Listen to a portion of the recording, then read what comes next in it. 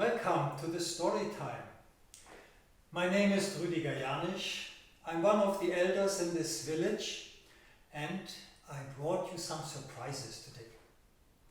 Now first, when you hear a story, what's the most important thing? Of course, you have to sit down and listen. Now, let's listen first.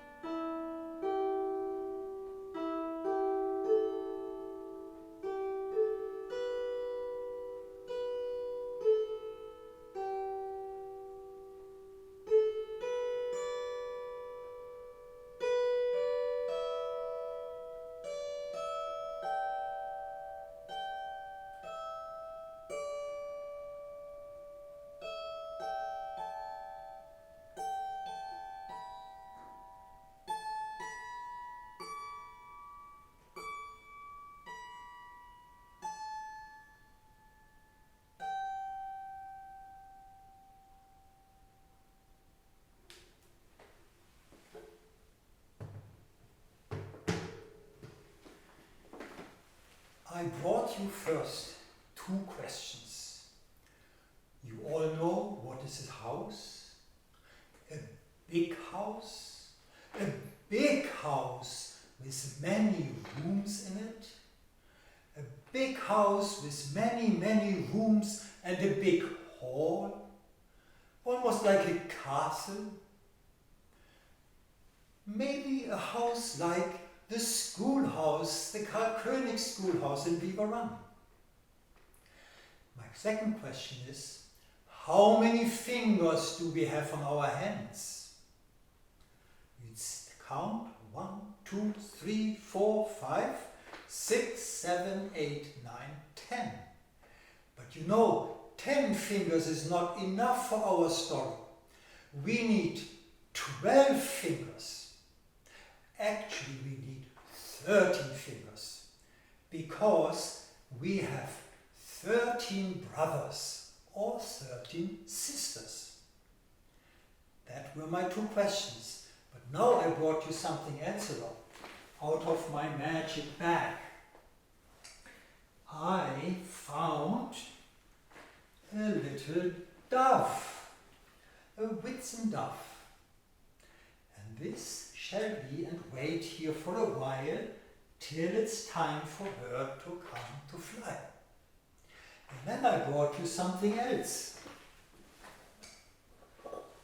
This is a lamp, a magic lamp. And we will see what the magic lamp can do.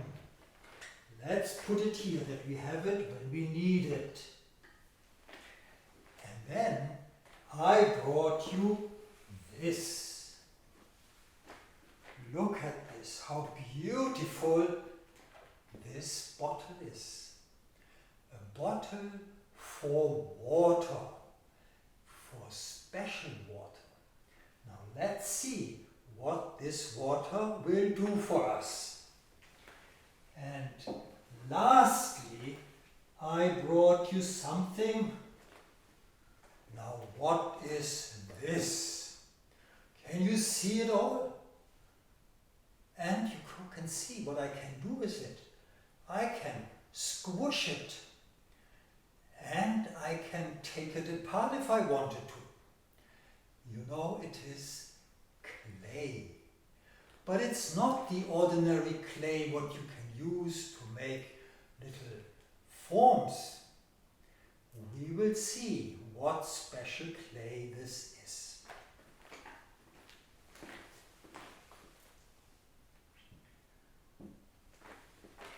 Now, There was once a father or a mother who had 13 sons, or the mother 13 daughters. And they lived happily together. When 12 of the sons were old enough, they had the thought, we want to go into the world and make our fortune. And as they were so lucky, they had horses for each of them. So they jumped on their horses and took off into the world. And then they came into a countryside where there were rocks and boulders and gravel and stone, and it was not easy to ride there. But you know, they came past an old woman, and she sat there on a rock and rubbed her knees, and tears rolled down her cheek, and she cried out for help. But the 12 brothers or 12 sisters riding there had to guide the horses around the rocks and the boulders and the gravel, and could not pay any attention to the old woman. When they continued travel, they came to another countryside.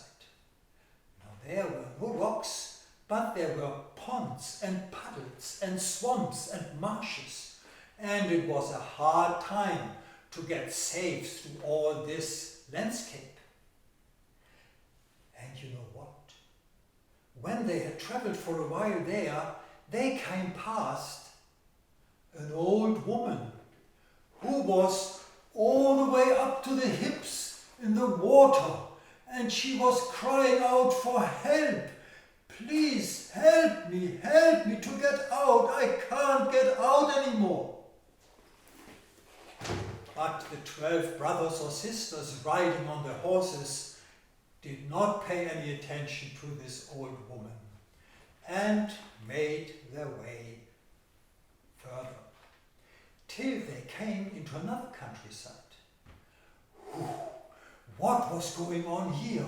The wind were blowing and the storms were raging, and they had a hard time to even sit on their horses, not to talk about holding on to their hats or their coats. They had a hard time to ride through this. And then they heard suddenly a shouting, because an old woman was running by, holding on to an umbrella. The wind was blowing her away. But these 12 brothers or sisters, they would not pay any attention to her, and they would continue traveling till they came into another countryside. And there they ended up in a place which was a beautiful garden, and in the middle of that garden, there they found a big house, a mansion, a castle, or maybe like the Camphill Schoolhouse in Liverpool. And they could see that all the walls were crumbling, had cracks, and the whole house seemed to be only standing from the vines which had grown all over the walls and the roof. Finally, they could find an entrance, and they walked in and saw many, many, many rooms in the whole house, till they came into a big hall. And in the hall, there was, lo and behold, a banquet prepared with the most exquisite food and drinks, and lights in the middle. Many candelabers were there. And at the top of the big table, there sat a noble person. And when they looked closer, they saw that person was sleeping. And they tried to wake him up, shaking him, but there was no way of getting this person awake. Now, they were all thirsty from the long journey and from all the struggles they had on their journey. So they walked out and went to the well to get some water to drink. But you know what? The well was all dried up. So as thirsty they were, they could not get any water from the well. So they went back in, went to the table, and there they saw all the delicious food and all the nice drinks which were prepared. But you know, it was all dark in the hall, because all the windows were grown over by the wine. They could not see anymore. It was evening time. So what did they do? They just sat down around the table, because it was just prepared for 12 guests. And they thought, we just have our dining in the dark. So they sat down. And you know what happened? The moment they sat on the chairs there, they got tired, dreary, drowsy, and fell asleep.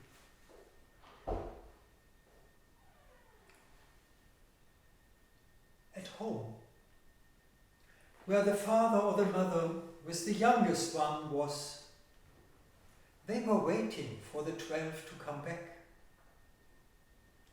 But they did not come back. We know that they were deep asleep in this big house. But they didn't know. And the youngest one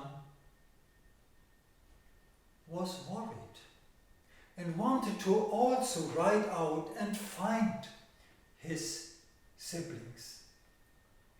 So, asking for permission, pleading for permission, finally, his father or his mother consented.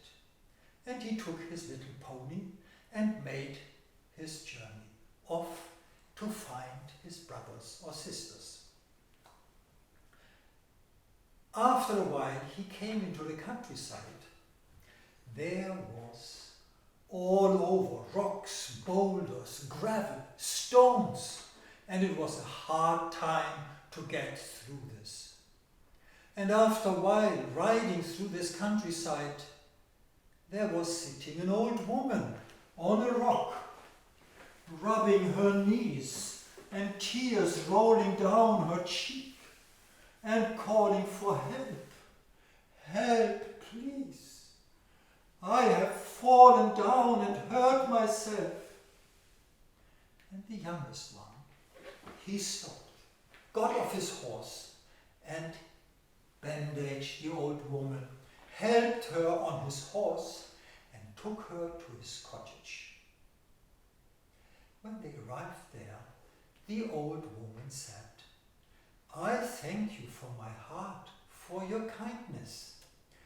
Here I have a little gift for you. Look at this piece of clay.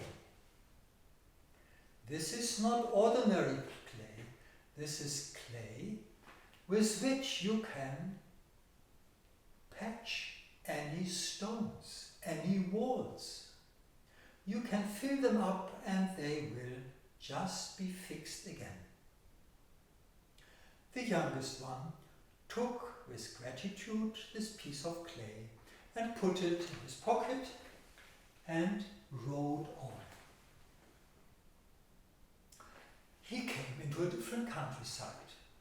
Now here were no rocks, no stones. Here were puddles of water, ponds, and there were marshes and swamps, and lots of water around, and he had a hard time to guide his horse safely through it, till he came to a place where there was an old woman in the water all the way up to the hips, calling out for help. Please help me and get me out. I can't get out. The youngest one stopped his horse, got off, and went up to the woman and pulled her out of the water and put her on his horse and rode her out of this marshy area and brought her to her cottage. And there she said, I thank you from my heart for your kindness. Please take this gift along. This is a bottle with special water. Whenever you will use this water, it will quench the thirst of many, many, many. It will never end to quench the thirst. He thanked for this gift, put it in his pocket, and rode on. And when he continued his journey, he came into another countryside. And here the wind was blowing, the storms were raging, and he had a hard time to hold on to his hat and to his coat and to guide his horse safely through the storms and even to stay himself safely on the horse. Till he heard shouting, help, help, help, the wind is blowing away, it takes me away. And he gave chase to his horse, and the horse was running after the old woman until he caught her and brought her down on the ground.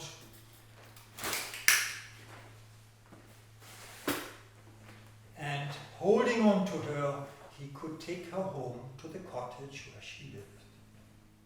And when she was there, she said to the youngest one, I thank you with my heart for your help.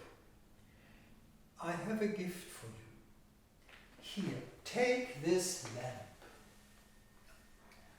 This lamp is not an ordinary lamp. It will give light to anything what needs lit up. The youngest one took the lamp in thankfulness, put it in his pocket, and rode on. And then he came into a countryside where there was a beautiful garden, a park, a big house, a house with many rooms, and a big hall inside, like a castle, or maybe like the Camphill Schoolhouse in Biberun. When he came there, he saw that all the walls were crackling and broken, and it seems as if the vines only held the walls together. And when he saw that, he thought and remembered the gift from the first old woman, the piece of clay. And so he took it out of his pocket and began to smear somewhere in the cracks. And the more he did, the more the walls get all smoothed out and put together and repaired. In the end, he still had his piece of clay, but the whole house was standing straight and firm again. Now from his long journey, he was so thirsty. And then he went to the well, wanted to have a sip to drink. But as his siblings before, he found the well was dry all to the very bottom. And when he saw that, he remembered the bottle from the second woman. And you know what he did? He opened the bottle and poured the water into the well. And the well began to bubble again and filled up all the way to the top, though the water was still in the bottle as much as before. And so he could drink from this well and quench his thirst. Then he walked into the house, the big house with the many rooms. And it was all dark in there. And he came into the banquet hall. And there he saw, around the big table, set with the most beautiful food and drinks, he saw his 12 siblings. Here he finally had found them, all safe, but all asleep. And asleep also the man to whom this big house belonged. It was dark in this hall, and he remembered the gift of the third room. And he got out the lamp, the magic lamp, out of his pocket. And when he got it out, it began to shine.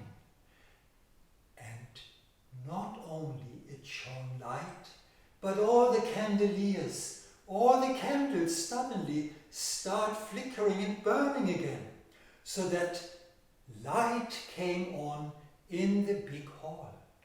And not only the light went on, but all his 12 siblings and the man at the top at the table woke up. And when they looked around and saw that they had done such a long sleep, and they saw the youngest sibling, they were so happy. They embraced each other and celebrated a feast. But before they actually could sit down again, they heard a soft noise coming from the top, and that was a white dove came flying down and was sitting on the shoulder of the youngest sibling. Now that was almost the end of the story, but after the feast they went home and were happy that everybody was safe again.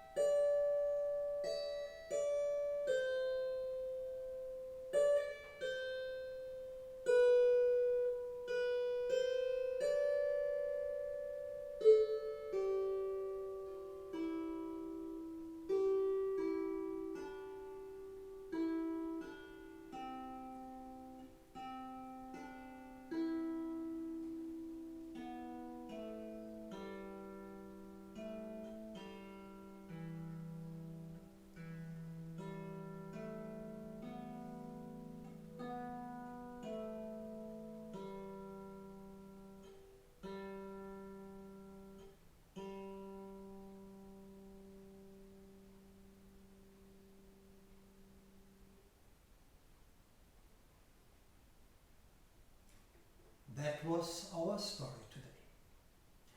Thank you for listening.